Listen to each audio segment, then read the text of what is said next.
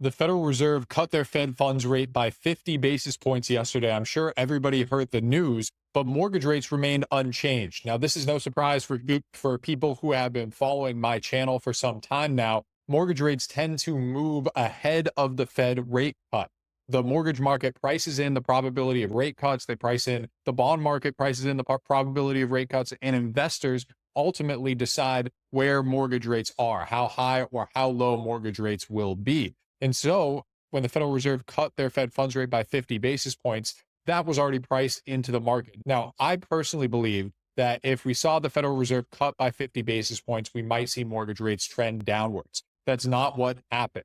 Now, my assumption is the market had already priced that in prior to the Federal Reserve actually cutting their rates. And so as we receive more data, as we receive more jobs data, CPI numbers in the upcoming months, we will get more movement in regards to mortgage rates. So what does this all mean for the US housing market? Well, the fact that rates are trending down is a good thing for buyers. I think the main thing that you have to weigh when you're deciding, should I sell my home now? Should I buy a home now? Or should I wait? Is the risks of a recession and what that will do to the overall housing market versus lower interest rates, right? Because interest rates will be trending down. The Federal Reserve will be cutting their rates.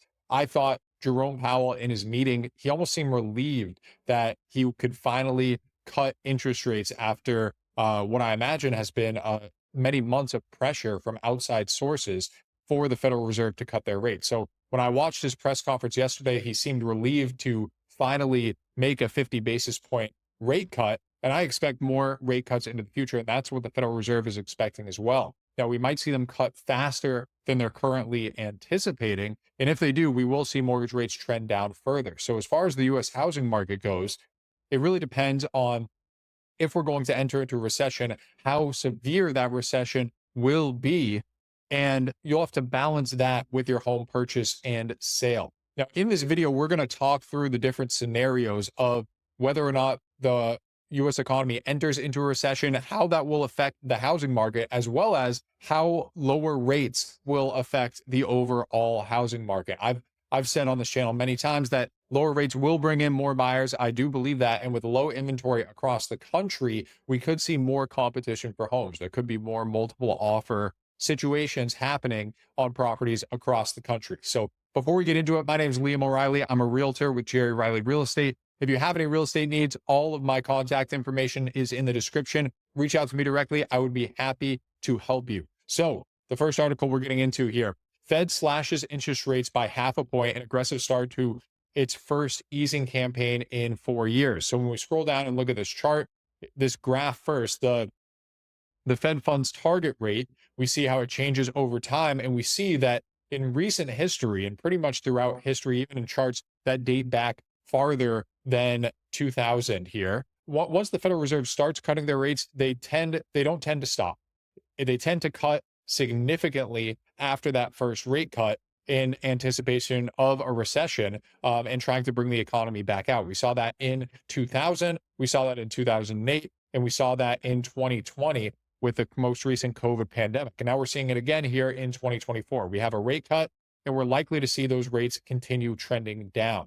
Now, when we take a look at what happened this past year, we see this is the first rate cut since 2020, since the COVID pandemic, when they just slashed rates from 1%, from 1.5% down to zero, essentially, during the COVID pandemic in an effort to stimulate the economy. Of course, they didn't slash it that aggressively today, or they didn't slash it that aggressively yesterday, but we could see that happen moving into the future. And then this chart just breaks down exactly where rates have been heading. Of course, we had an increase in the Fed funds rate starting in 2022, and then it stabilized up until this point, and now we're entering that rate reduction cycle. So mortgage rates will fall. It's just a matter of how fast they will fall, and that's going to depend on the health of the economy.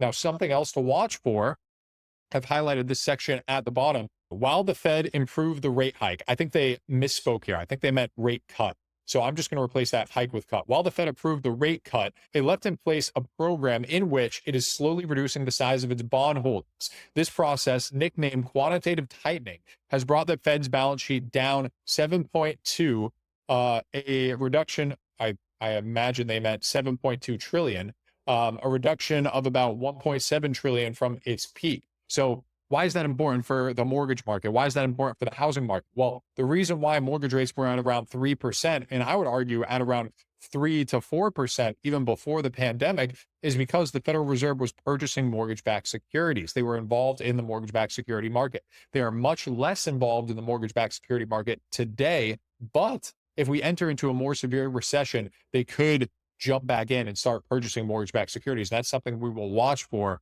as we move into the future here. Now, this is New England Federal Credit Union recently rebranded to East Rise Credit Union, this is their website here. We see that their 30-year fixed rate mortgage, and I wanted to wait a day before recording this video because I wanted to see if mortgage rates were going to change, if I was right, or if mortgage rates were going to move in any direction.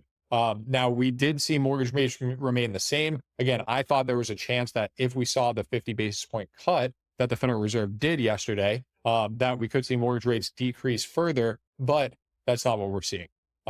And then, of course, if you pay more points, if you pay a point on top of your loan, you can get a lower rate. But they break it down nicely. I like using this chart to see where mortgage rates are. Now, if we take a look at mortgage-backed securities pricing, now this is a graph of mortgage-backed securities. The green candlesticks here indicate a reduction in the rate of mortgages and indicate that mortgage rates are going down. And we see here, this is the 1 month chart. We see yesterday, this red candlestick indicates that mortgage rates are trending upwards. So we see two red candlesticks yesterday and today. Now, they moved slightly. They didn't vary much. We can see here, basically at the same level as they were before the Federal Reserve cut rates. And that's what we're seeing reflected in East Rise Credit Union's mortgage rates on their website. But the mortgage market hasn't moved much. Mortgage rates are relatively stable. Now, we did see the 10-year Treasury and CNBC, their website hasn't been working, which is why we can't see the chart when we click on this link. But the 10-year Treasury did tick up slightly yesterday. I believe it was down slightly today. But we did see a slight increase in the 10-year Treasury rate, which I thought was very interesting. The mortgage-backed security market and mortgage rates follow the 10-year Treasury very closely. So the fact that the 10-year Treasury increased slightly, we're also seeing that reflected in the mortgage-backed security market. So what does this mean for the overall housing market and you as a home buyer or a home seller moving into the future here? Well, I think you have to balance the risk of a potential recession compared to the risk of additional competition jumping into the housing market. Now, right now, I'll say anecdotally, a lot of buyers that I speak with are waiting for mortgage rates to come down further before jumping into the housing market. I spoke with 2 or 3 buyers this week that said they were waiting for the Federal Reserve to cut the Fed funds rate before locking in their mortgage or before restarting their home search. Now, of course, that didn't change anything, and that's what I told them. But ultimately, it's their decision to decide on what to do. And I can't be the only realtor out there who's experiencing this, who's experiencing people who are delaying their home purchase until rates fall further. And if that's the case, which I believe it is, if there are ample home buyers out there who are waiting for mortgage rates to drop before jumping back into the housing market, then we will see more competition in the housing market. Of course, people who lose their jobs or people who don't have much money saved up, they won't be able to purchase a home. But people who have been waiting on the sidelines are continuing to wait on the sidelines because they know that mortgage rates will fall. So I do think, like I mentioned in a previous video, I am looking to purchase a property right now. I do think right now is a good time to buy because mortgage rates are down slightly, but there isn't as much competition in the housing market. Of course, we haven't seen prices fall at all, and I don't think we will see prices fall even if we do enter into a recession. We just don't have the housing inventory for it, at least on a national basis. So I think right now is a good time to buy, potentially the best time to buy within the next year to 18 months or so. I think within a year or 6 months to a year from now, we could have more competition in the housing market, and it'll be a difficult market to purchase a property if you're a home buyer out there. Now, if you're a home seller out there, as long as you're in a market that has less inventory than 2019, I think that's a good baseline to go off of. You should be okay. Whether you sell your home now or whether you sell your home in the future, we could see prices increase drastically if more competition comes into the housing market. So maybe if you're a home seller out there, you might want to wait until the spring, see what the market looks like, and then go from there.